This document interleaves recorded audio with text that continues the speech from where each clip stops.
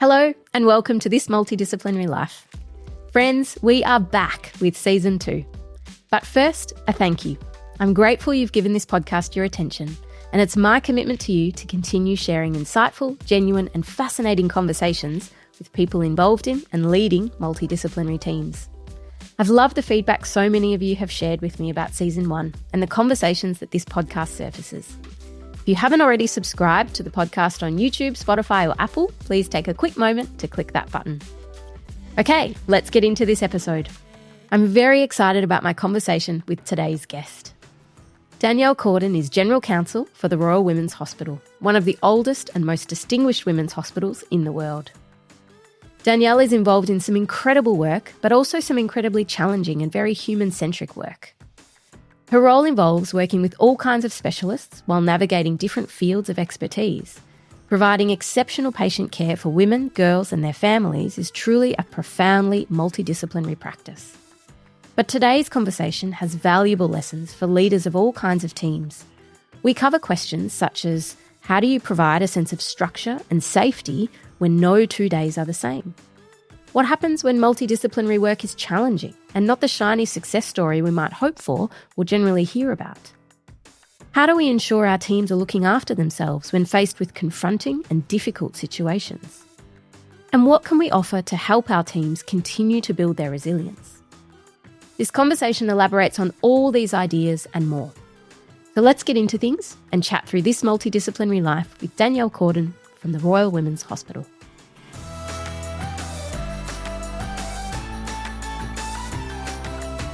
Danielle, thank you for joining me today. I'm so excited we're having this conversation. Thanks for having me, Sarah. I'm really looking forward to it. So we have a lot to talk about. Before we get into some of the detailed topics that we're going to cover, I'm really interested to know what brought you to the law. What brought me to the law, or what was the catalyst for me to apply to study law at uni, was not because I wanted to practice as a lawyer. I was really interested in crime and crime prevention and laws that centered around why people were committing crimes. Mm-hmm. So that was what brought me to apply to study law. Wow. And I did do a dual degree in law and criminology and criminal justice at the time. But by around halfway through that double degree, I did start to form a passion with advocacy and practice, and the idea of practicing in the laws became something that was a bit more appealing for me then. I was also quite young, so I was 16 when I needed to put my preferences in for uni. So the idea of practicing law at that age was not something that had occurred to me. True. As I was developing and studying law, then I started thinking of areas of law that I might want to practice in. And by around my third year, I discovered tort law, and that really interested me. I loved reading the cases around medical negligence. And I think, to be honest, it was the stories. There were real people involved. It wasn't Company A selling shares to Company B or someone wanting an easement over this part of the property. There were real people that I could relate to. And that's when I thought, if I was going to practice as a lawyer, that this might be an area of law that I would be interested in practicing in. Wow. Wow. Yeah, so that's what initially brought me into the law, and then perhaps what kept me in the law was what I discovered during those initial years of studying law. Fascinating. And you've spent most of your career within health law as well. Yeah, so my final year of the double degree, I was already noticing this passion for health law, and I did my honours paper on a health law topic. It was about disclosing health information to family members without a patient's consent. So I was already at that point thinking, I'd like to see this in practice. It's not the easiest area to get straight into, and it does require a knowledge of medicine or health systems to be able to give advice, whether that's to doctors or to hospitals or nurses or any other clinician. You really need to have a good understanding about the system in which they work. Mm-hmm. And I think by the time I graduated, I was 22. So at 22, I probably hadn't been admitted as a patient in a hospital before either. So I had a lot to learn, and I started in health and in a team that was health and aged care and disabilities. Right. And once I had been admitted as a lawyer and I had completed my graduate diploma of legal practice, then I started my Masters of Law and I majored in health law. Right. Yep. So I think the passion for health has always been there, and I continued to learn whilst I was doing my Masters and started practicing then. Mm-hmm. It's really interesting that you describe health law as needing to know the system in order to practice within it, because it is quite unique in that sense that it's an area of law that is quite specialised, and you really do need to understand the people operating within that sector and within the space and how the systems work rather than just the law and how the law is applied to different situations. It's much more intricate and complicated. Very, and knowing the law is maybe half of it. And I remember as a junior lawyer trawling through, at that time, they were medical records that were hard copies, and needing to read the medical notes and know how to work my way through a file. So a patient's file, I learnt where progress notes were kept. I knew where a medication chart was kept. I knew where alerts were, and I would need to work my way through. I needed to know the acronyms that were used. I needed to know what a registrar was and a resident and a consultant. And I worked across 3 jurisdictions. So I've worked in Queensland, in Western Australia, and now in Victoria. And even across those 3 states, they use sometimes different titles for different positions as well. So I needed to learn what they all were. And I haven't told you yet, Sarah, so it is a bit of a disclaimer now, but my husband is a doctor. And so I do think that has helped me definitely to understand training programs that doctors go through and what it means to be an advanced trainee, what it means to be a registrar. I can relate sometimes to registrars if I'm having to take a statement from them about an incident, and I can say, I know you're working the night shift and who else was on with you? I don't make any assumptions that people were there. And I'm able to ask some of the questions about their training program or where they're up to. I think it helps them to know, I know the system that you are working in. Yeah. And that you understand their pain points, and, you know, if they are facing a difficult area of their training or their development, that you are aware of that path that they're on as well. Yeah, definitely. The path that they're on, the hospital that they are in. I'll know that they may not have been at that hospital for long, that they are rotating through, and I'll ask those questions. How long have you been here? Where were you beforehand? Did they have the same system as this hospital has? How long did it take to get an MRI at that other hospital, and how long does it take here? I don't assume that anything is ever alike, and they'll be able to tell me some of those pain points and assist me in those cases if I am defending a claim. Yeah. It's very much like you've learnt another language alongside learning the law and practicing law. You've also learnt the systemized language of health and the terminology. Definitely the terminology, the pronunciation. I found it was really important to be able to pronounce the words right, especially as a very junior lawyer. If I often felt within myself that perhaps there was this obstacle for me to prove that these doctors who may have been investigated, and then they're coming to meet the lawyer and they see this young person in their 20s and thinking, is this the lawyer that's representing me in my medical career? And not that anyone ever said anything like that, but I certainly felt it. And so I would over prepare and I would research the procedures, the surgeries that had taken place and make sure I knew every bit of the anatomy. So when they didn't need to explain that part to me, they could just tell me what happened intraoperatively. And using the right language, I think helps as well to build the trust that was so important when they are in such a vulnerable state. Yeah.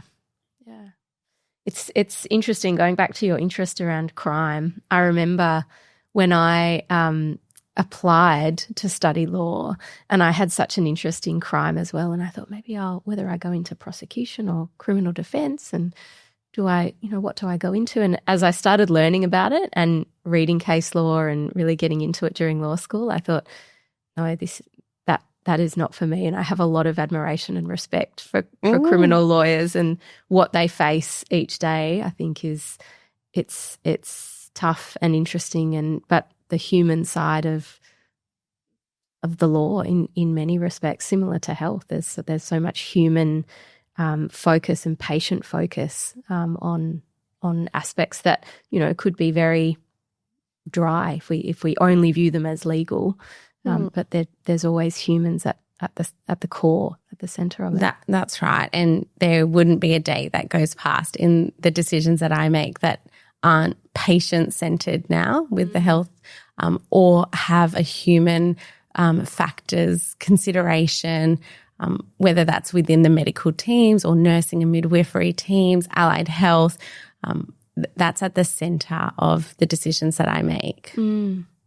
Danielle, I'm conscious your work is very broad and varied at the Royal Women's Hospital. Can you tell me a bit about what a typical day or a day might look like as General Counsel? I'll say it's very hard to describe a day.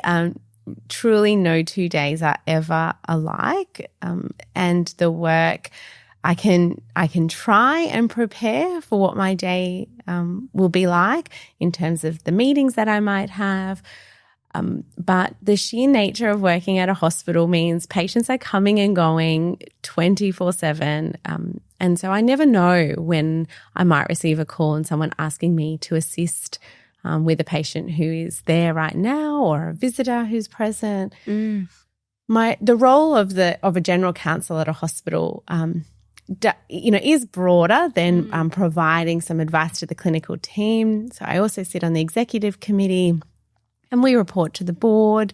And so there's a number of board subcommittees that I'll attend and I report to about legislative compliance, about legal claims or cases that the hospital might have, and also the strategic part of a hospital and running a hospital and what the hospital might look like today and in 3 years and in 5 years, and making sure we're setting up for that. It's interesting. It sounds like there's such a mix of really facing patients and being on the floor with the team and understanding that context, but also the executive and operational and systems layer of organisational wide and what that looks like for the hospital, and then kind of being within the two day to day depending on what's happening as well. So there is definitely a juggle with that. And sometimes I'm running from one floor to another.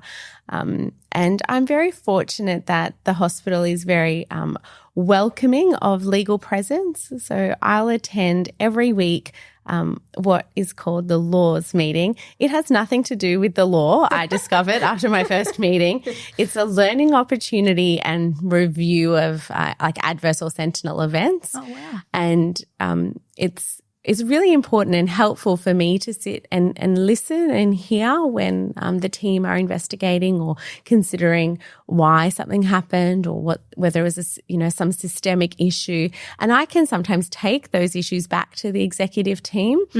And I can also assist from a legal perspective if someone's asking questions about the way care was provided, or if there's some concerns about a transfer of a patient to another hospital, and I can sometimes assist once someone asked me, I think a patient's family member had recorded their birth, which is not uncommon, but hadn't asked the rest of the staff if they were okay with being in the recording. Oh, right. And then that was later published online with the staff members' faces and name badges clearly visible. And the hospital does have a policy about that. And so that issue was looked at in that meeting, and I was able to assist.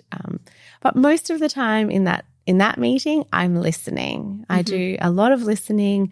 I attend sometimes multidisciplinary team meetings where there are complex, so patients with complex needs and often very multidisciplinary. There will rarely be one discipline and me. Or my team. It will be multiple disciplines within the hospital. And same with the executive team. It is really important that at that table, yes, there is a legal presence, but there is a finance presence. There are people matters, representatives, quality and safety is at the forefront of every decision that we make, as well as our CEO and operations. Yeah. Quite a mix. Definitely, yes. There were two things you mentioned just now that I'm keen to go back to. Sure. In the abbreviation for laws, you mentioned adverse events or sentinel events. What is a sentinel event? Oh, sorry. So the language, the lingo, the terminology. Yes, and it does differ between states as well. So in Victoria, we have what we call the SAPSIs. And again, it's reviewing an incident where a patient may have had an outcome that was unexpected. Right. And so we're looking at that outcome to say, how did this happen? And should this have happened? Is this a known risk or complication of a procedure that the patient was aware of? And in the future, is there anything we can do to prevent this from occurring again? Sometimes there won't be. Sometimes this is just the nature of medicine that it carries risk. Yep. But how do we make sure patients then know that these risks exist? And certainly at the Women's Hospital, they are very good at having conversations with patients about the risks and what are the material risks for that patient and having a discussion with them at the time that they are consenting to a procedure. Makes a lot of sense, and hence the learning up front in that meeting. Yes, learning important. Opportunities is the beginning. So definitely nothing to do with any laws, nothing to do with the law. No. And the multidisciplinary review that you described, what types of disciplines would you typically see in that review? What does that look like? It really depends on what the incident was and what was involved, but it could include members of the medical team, which might be for the Women's Hospital, typically obstetricians and gynecologists. It might be members of the neonatology team. It might be pain specialists who might be in attendance. And additionally, the nursing and midwifery teams, they often really lead those multidisciplinary reviews. I'll hear them. And there's also allied health members involved. Sometimes we might have, depending on the nature of the investigation, members from the access team. So about, the flow of patients through the hospital. Right. Let's say there's a delay in moving a patient from one ward to another ward or to the birth centre, and they can comment on what was happening at the birth centre at that time, or what was happening in the operating theatres that caused this patient to have to wait for their operation to start. Yep.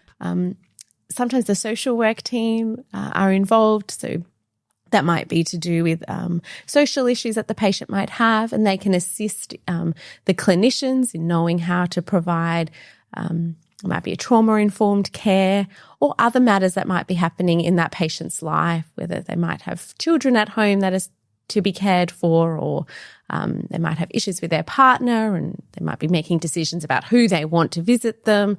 And so the social work team might be involved in that multidisciplinary review of an incident, or sometimes we meet before an incident has occurred and we plan about how a patient's care, what their path within the hospital will look like. So before they've even stepped foot in the hospital, we sometimes have spent hours planning for that patient's arrival, not just about medically what procedure is going to happen, but how their journey in the hospital, from the second they take a first step into the hospital, who is going to meet them at the door sometimes, to when they're discharged home and who's going to follow them up. Wow. It's genuine patient-centered care, isn't it? It truly is. And now, like, I worked previously in private law firms and I acted for a number of hospitals, but being at the Royal Women's Hospital, I really see how decisions are made and how patients' needs are at the forefront of every decision. Yeah. As they should be.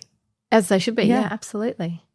Through the years of your experience, have you developed a bit of a sense or a feeling of when you are approaching one of those multidisciplinary reviews, you kind of know who is likely to be in those based on the case or the situation that you're walking into? Have you kind of developed that experience over the years as well? Yes, I have. And that's because I have worked on a number of cases. So I will know a particular type of case will involve the anaesthetic department, for example. Yeah. And so I'll know that they'll need to be there. I'll know that sometimes the pain specialist is an anaesthetist.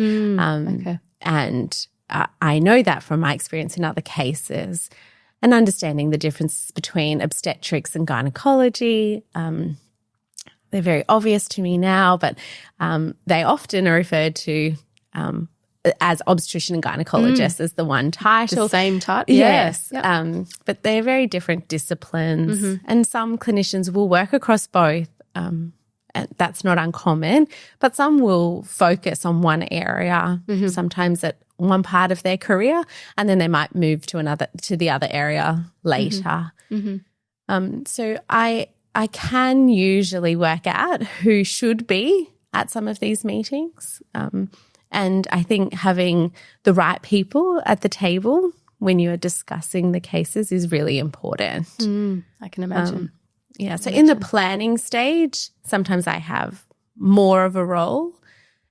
In the investigative stage, I think I should have less of a role. And I'm only there to provide assistance if it looks like the investigation is going to move down to a more litigious or legal path.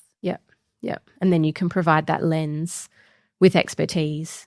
Exactly. And guide the team on where things might go. I have this theory that lawyers working in multidisciplinary teams or within multidisciplinary environments are better at navigating change because you are working with so many different perspectives and different backgrounds and viewpoints on a daily basis. How do you feel about that? Do you feel like you're better at managing change because you're in this type of environment? What does that look like for you?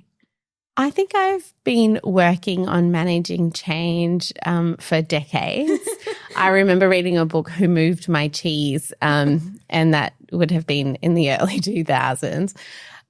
So it's an area that I feel uncomfortable with change, but surrounding myself with people who have differing views doesn't concern me. It helps me. I like hearing other people's views on something. I'm not often asking people just to agree with me. And if people disagree, that doesn't cause me any alarm. I want to know more then. Tell me why this isn't going to work for you. Yep.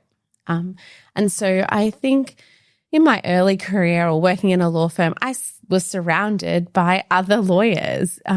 We tended to agree with each other.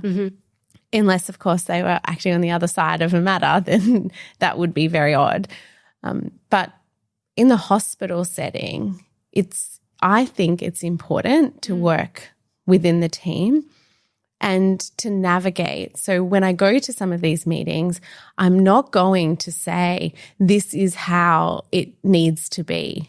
I'll say, tell me. I might go in there thinking that I know how it needs to be, and then I'm often proven wrong. And that's okay. So I will go in and seek their views, ask them what would happen if I suggested this, and hear what they have to say. And then I might change my position. Yep.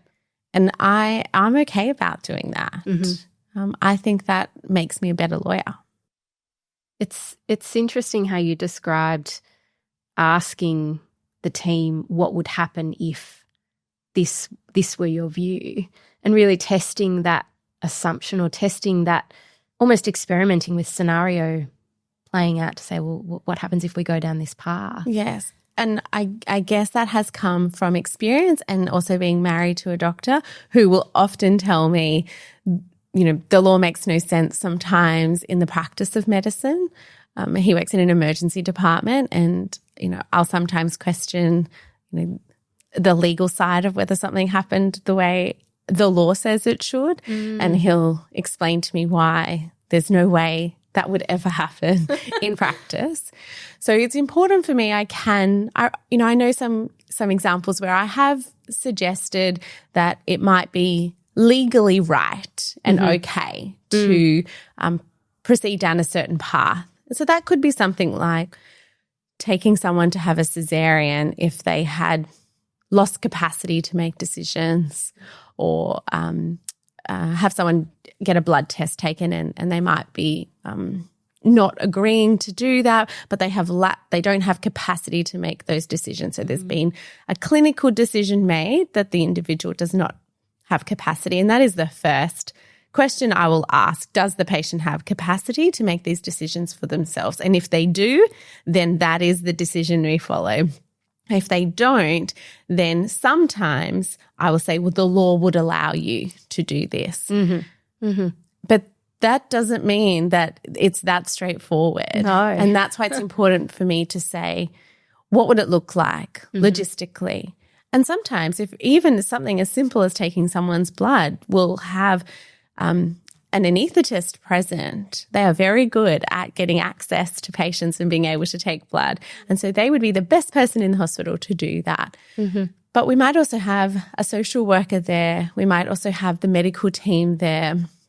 And so it's about working together to say, the law allows you to do this, but what support would you need to get to where you need to go? So it sounds like no pathway is ever straightforward. It's never really a yes or no decision. It very much depends on what the patient needs in each case as well. Yeah, I mean, there are occasions where I can give some very clear and advice about what the law says about a particular case, but how that is used or interpreted will apply differently to different cases. And the medical team might tell me this procedure is important, it is life-saving, for example. Well, then my advice will be tailored to that. If that changes, if that procedure is now no longer life-changing, my advice needs to change too. So as the patient's journey goes around and up and down in like a roller coaster, sometimes my legal advice will do the same thing. And sometimes we end up back at the beginning of the first advice that I had given. And as a lawyer, that can sometimes feel uncomfortable when you have given your legal advice and then you need to now change it based on new information that's come to hand. But ultimately, you're wanting to make sure that the team are equipped with the knowledge that they need and the safety net to proceed down a particular path, and that's the most up-to-date and accurate advice. Absolutely. And I can imagine the advice needs to change where the risk changes as well, so that you can balance the risk. Yeah, and that would occur every day. The medical teams will be balancing those risks every day for a patient, and same with the legal risks. And And as a hospital, they will then consider and manage risk as well for each individual case, or it might not be patient-specific, but it might be to do with an entire unit and how a particular unit will function and what impact that might have. Mm-hmm. Mm-hmm. I can imagine also being able to change your advice based on new information and communicate that change helps to lift the knowledge and context and understanding of the multidisciplinary team that you're working in and the different medical professionals, their understanding of you and your expertise as well, because you can take that new information and know that, well, the advice does need to change in this instance. It's not just, well, regardless of the information, this is the advice. That would be really helpful to the team, I could imagine. I think so, and I think they appreciate my inquisitive nature of asking questions about the case. Mm-hmm. And also often that might mean if someone emails and says, oh, this is my legal question, can I record this in the medical records?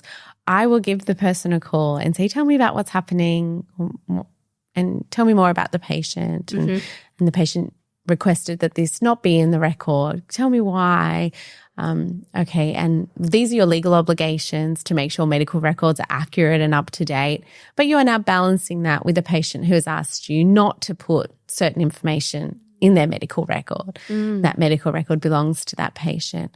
And so we talk about whether it's clinically relevant, the information, and does that need to be is it important that the next person who's going to provide care, because it might not be the same person who took the note. Yep. Do they need to know this information? Yep.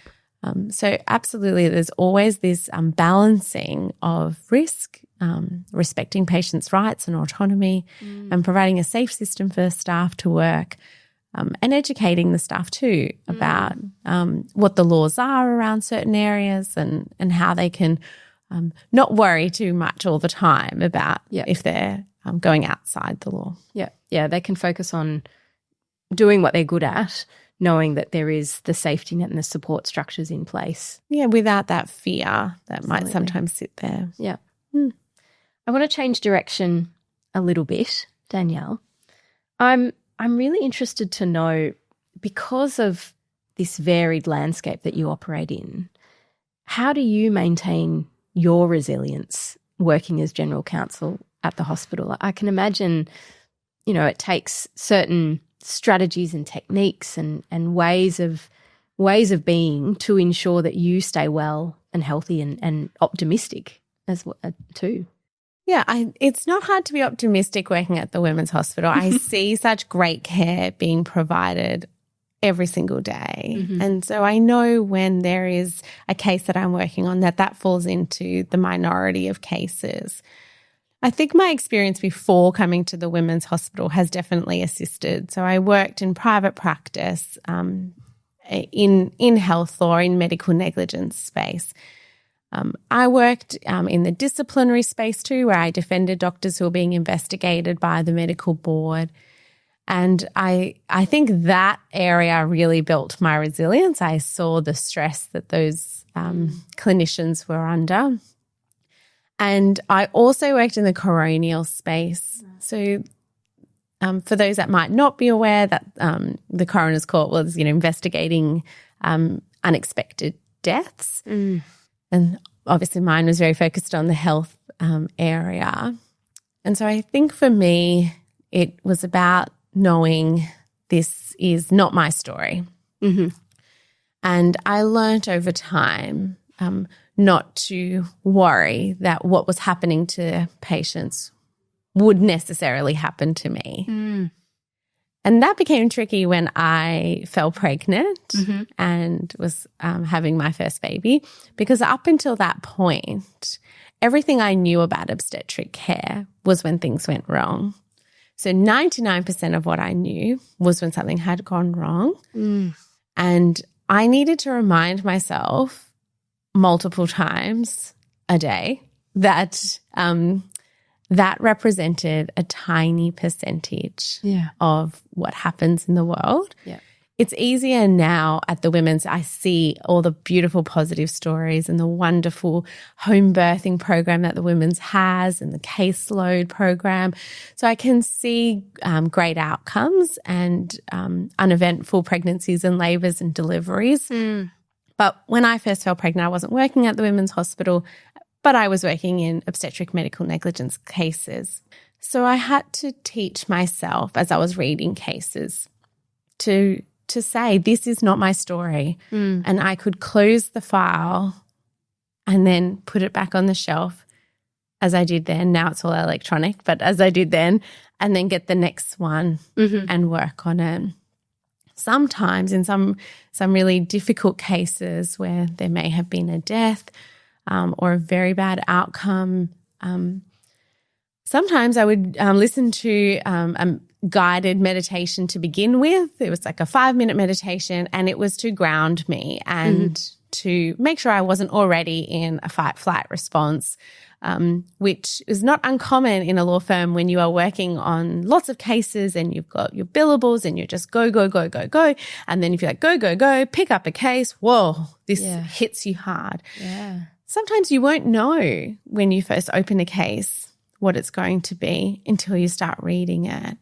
So it was important for me, if I knew that the case that I was about to read could be triggering for me, then I would stop and take a breath and remind myself of my role in this case.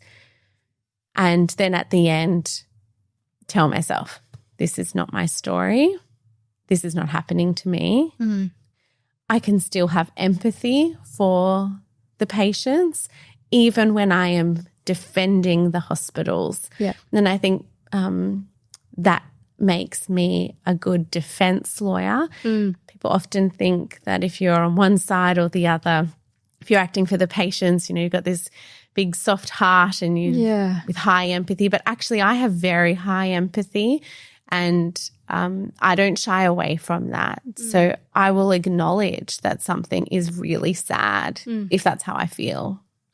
That doesn't mean somebody will get a big payout, but I can still acknowledge that something is sad or it's not the way that they thought their health journey was going to go. Yeah.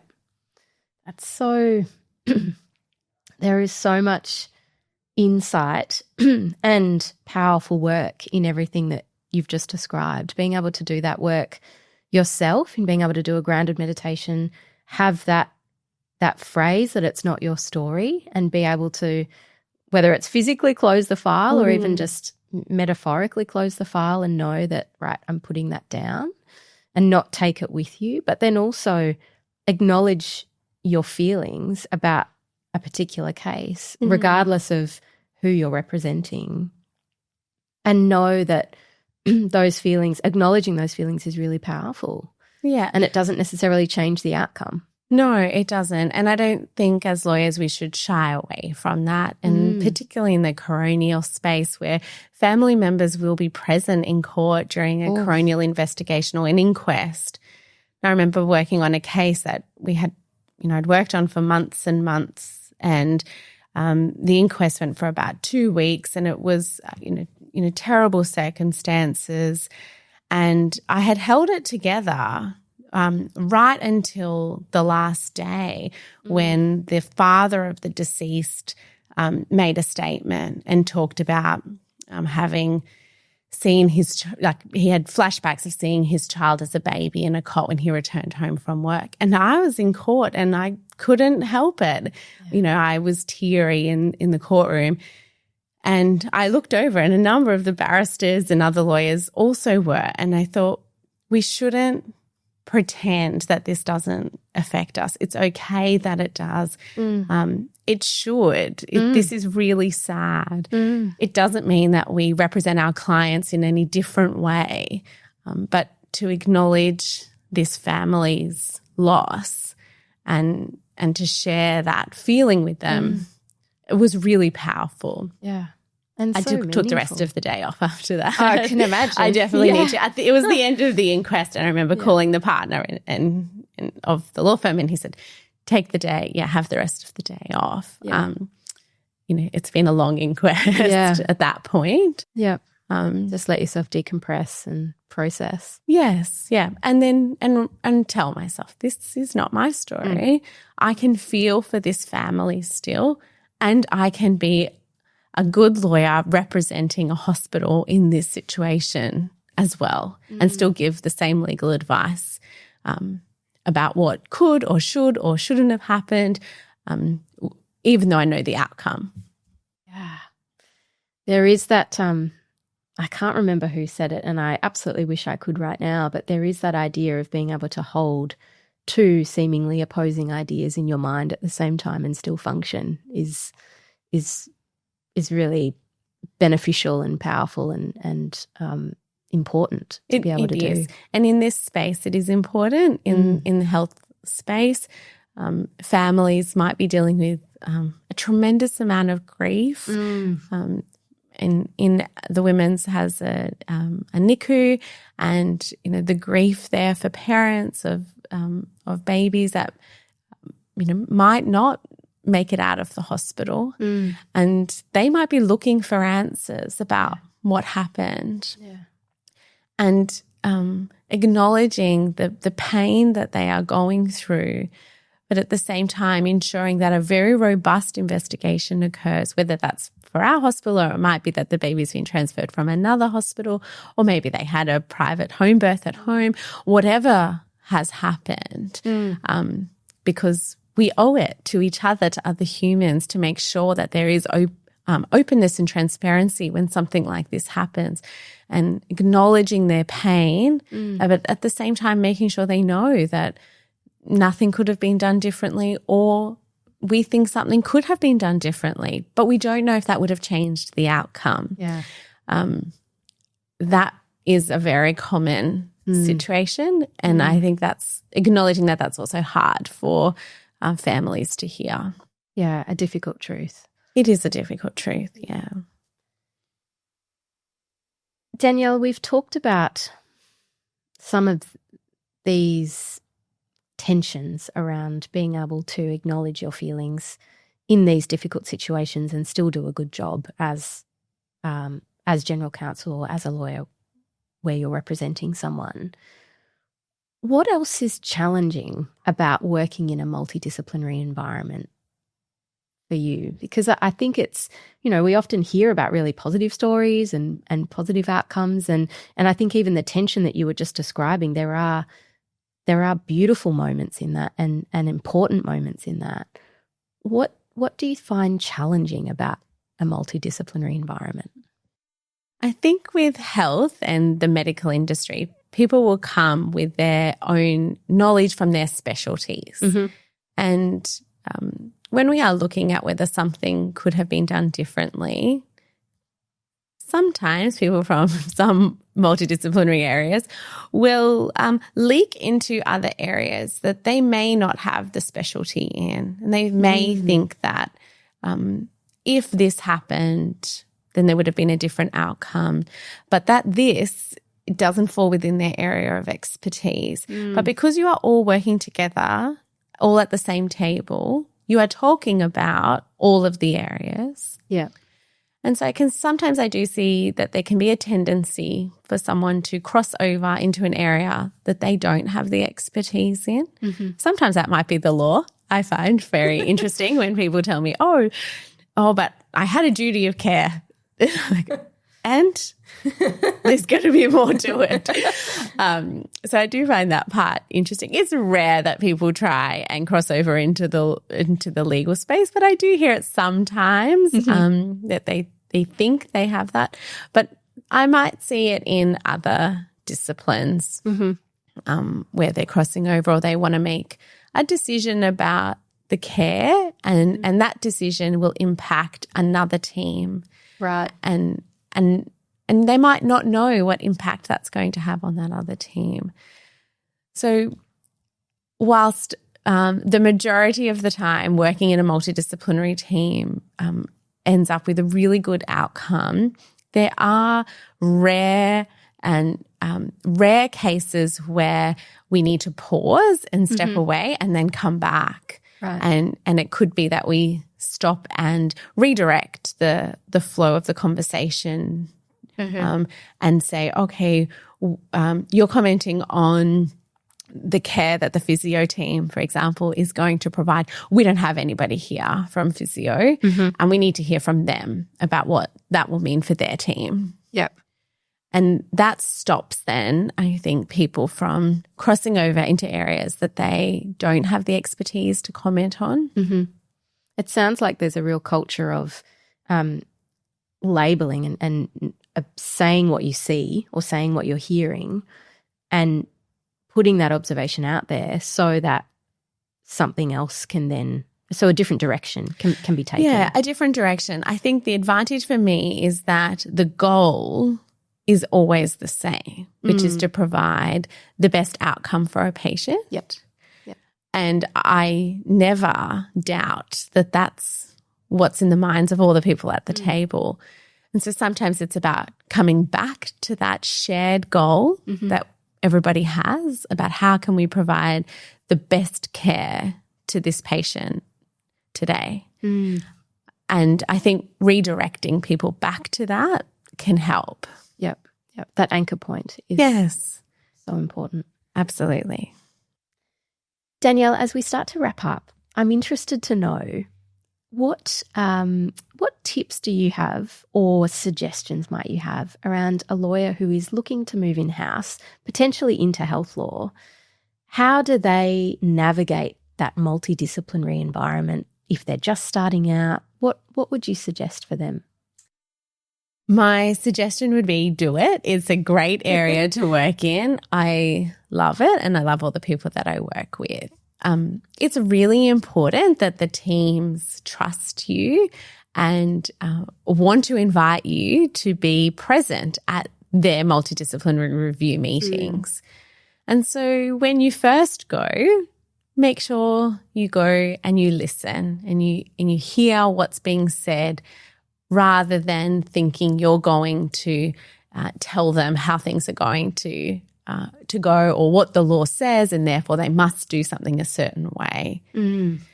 So my advice would be to go listen, be involved. Sometimes people ask me, how many people are in the legal team at the women's?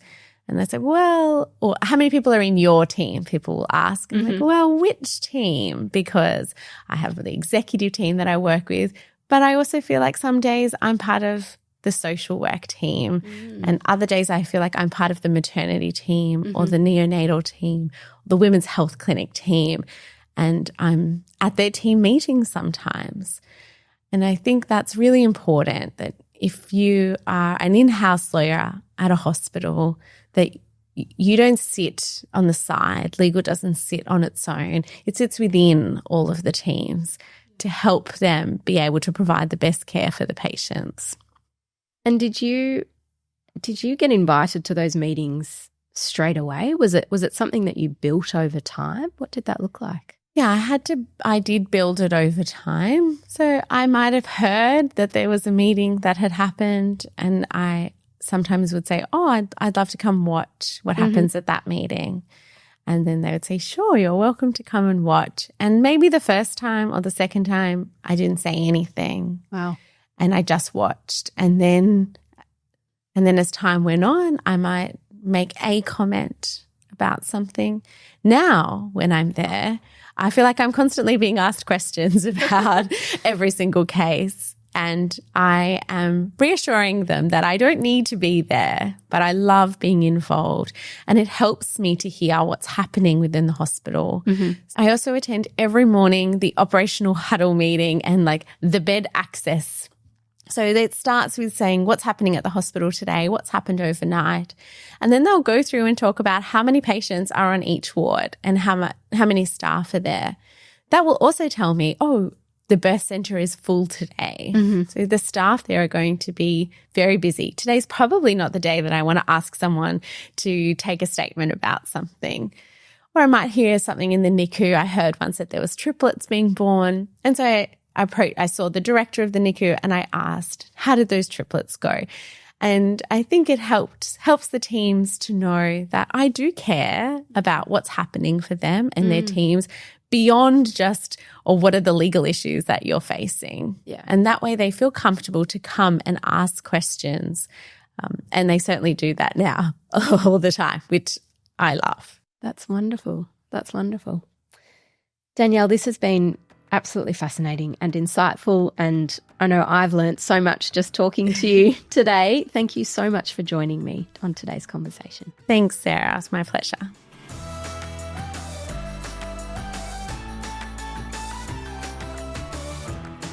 That wraps up our episode of This Multidisciplinary Life. If you enjoyed this podcast, please give it a thumbs up, a like, you know the drill, and subscribe for more episodes. And if you're interested in being a guest on the show to share your multidisciplinary life, you can get in touch with us through the links in the show notes. This podcast was recorded on Wurundjeri land and brought to you by Sarah El-Atm, researcher, consultant, and speaker on multidisciplinary teams. It is created in collaboration with Balloon Tree Productions and marketing expertise from August. This multidisciplinary life wouldn't be possible without the support from the wonderful guests who share their stories and perspectives, as well as the brilliant multidisciplinary team who help me bring these important stories to life.